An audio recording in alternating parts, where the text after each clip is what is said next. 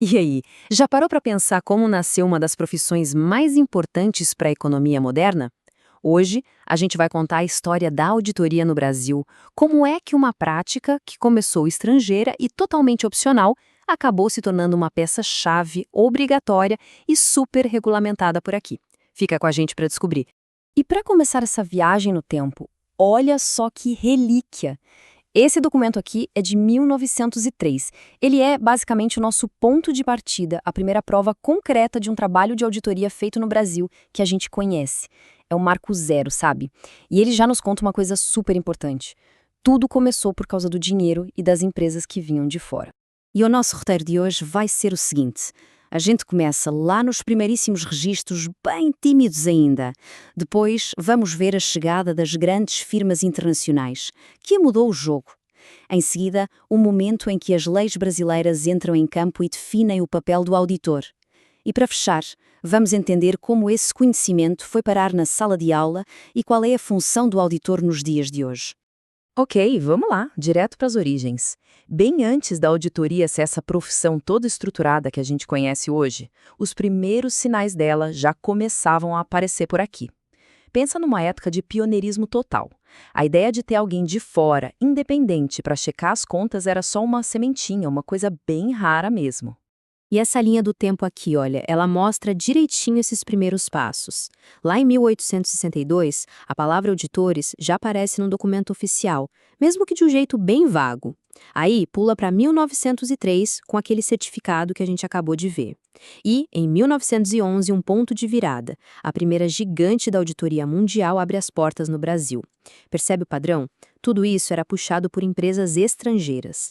E agora vamos ver como essa influência estrangeira realmente acelerou as coisas. A chegada das grandes firmas internacionais foi um verdadeiro divisor de águas. Elas trouxeram na bagagem toda a experiência e as metodologias que já eram padrão lá fora. Agora, o mais interessante aqui é ver essa sequência. A partir de 1911, uma a uma, as maiores empresas de auditoria do mundo, que na época eram chamadas de Big Five, foram desembarcando no Brasil. E por quê? Para atender os clientes delas que estavam investindo aqui. A presença dessas firmas foi o que realmente começou a espalhar a cultura e as técnicas da auditoria pelo país. Muito, mas muito antes de qualquer lei obrigar a fazer isso.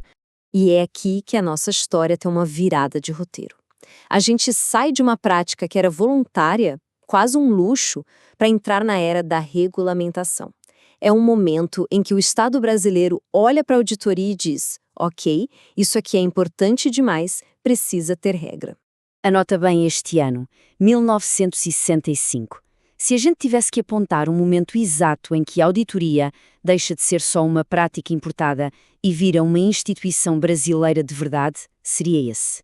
Foi, sem dúvida, o grande ponto de virada. E o motivo é este aqui. Pela primeiríssima vez, uma lei brasileira, a Lei do Mercado de Capitais, fala com todas as letras na figura do auditor independente.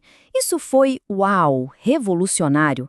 De repente, a profissão ganhava um status legal, um reconhecimento oficial, foi o tijolo fundamental para a gente começar a construir um mercado de capitais mais confiável por aqui. Agora a gente avança 11 anos no tempo e bum! Outro salto gigantesco. Se 1965 construiu a base, o alicerce, 1976 foi o ano que subiu o prédio inteiro. Foi quando o papel do auditor se consolidou de vez no Brasil. Olha só que dobradinha perfeita.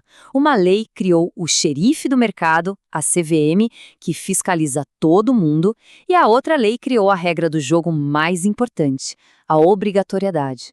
A partir daqui, a auditoria não era mais uma escolha para a empresa de capital aberto. Virou um pilar do sistema, uma garantia para quem investe. Bom, com uma profissão se tornando tão importante e obrigatória, era óbvio que ia precisar de gente qualificada, certo? Então, agora a gente vai ver como esse conhecimento, que antes ficava mais dentro das firmas, começou a ser ensinado oficialmente nas universidades.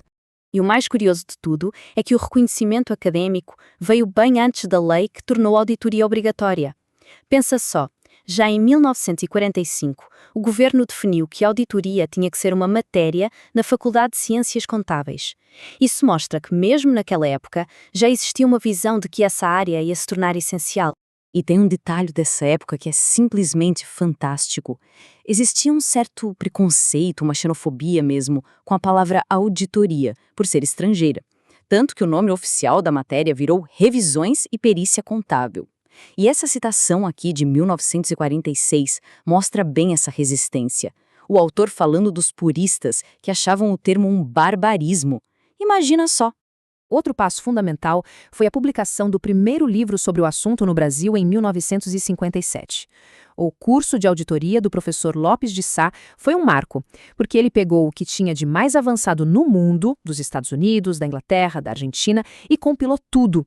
Isso ajudou demais a organizar e a espalhar o conhecimento técnico por aqui. E toda essa jornada nos traz para os dias de hoje. Depois de tanta evolução, o que exatamente faz um auditor? A resposta para isso mostra uma mudança de mentalidade enorme na profissão. Olha, essa comparação aqui deixa tudo bem claro.